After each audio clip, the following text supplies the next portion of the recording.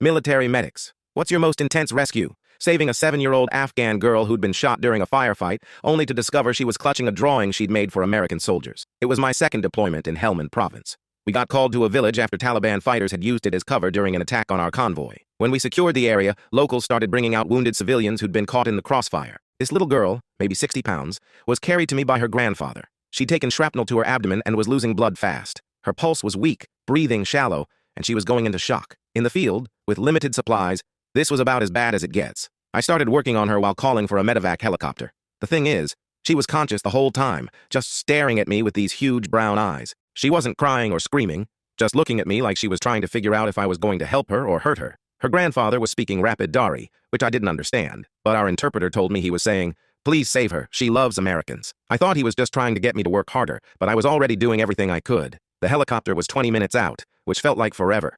I got an IV started and managed to stabilize her bleeding, but she was still critical. That's when I noticed she was clutching something in her left hand, refusing to let go even as I worked on her. It was a folded piece of paper, covered in crayon drawings. When I gently opened it, I saw stick figures of soldiers with American flag patches, holding hands with Afghan children. At the top, in careful English letters, it said, "Thank you, soldiers."